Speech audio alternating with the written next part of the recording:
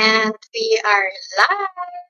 Hello, mga kakwento. Good morning, good afternoon, good evening, wherever you are tuning in. Those who are watching or will watch the replay, thank you, thank you, thank you. Welcome back to another episode of Kape at Kwento, Kwentong Pagbabago, where we keep it real about life, change, and growth, one coffee at a time. Ako po si Lori, a former OFW, a mother of two, and now a proud digital business owner.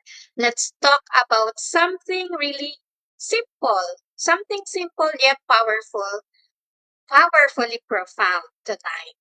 Your mindset matters more than your skill set. Let me break it down for you.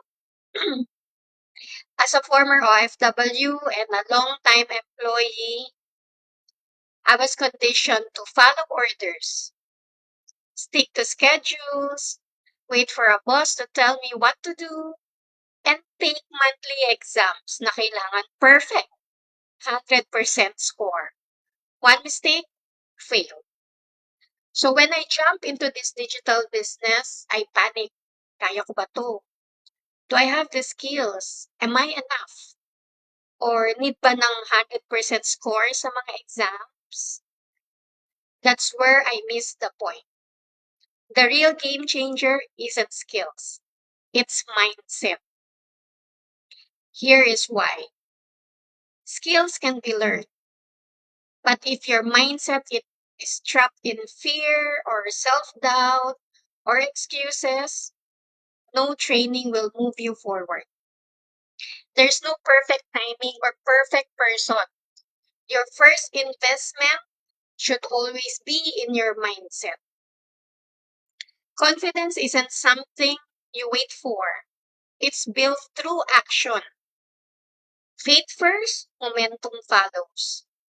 My truth, I started with zero knowledge. I'm not tech savvy. I hated the camera, but I believe if others can do it, so can I.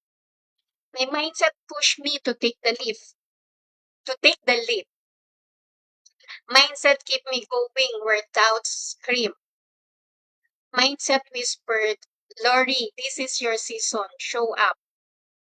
So tonight, who are watching, yung mga nanonood or manonood ng replay later, if you're holding back because you feel kulang sa skills, let's be real. That's not a skills gap. It's confidence gap. Skills can be taught, but the decision to believe, that's all on you. So here's my challenge.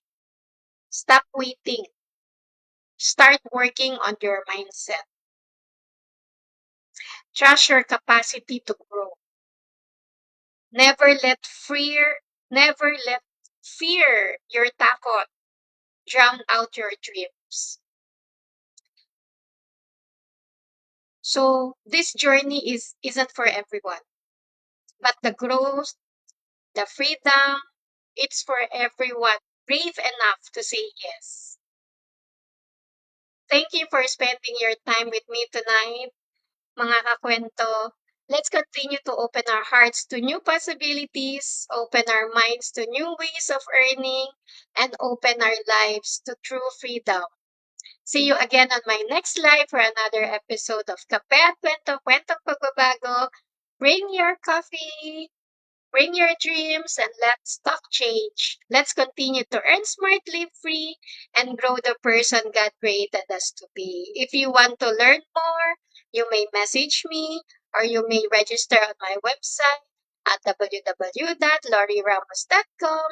God bless us all. Good night and bye-bye.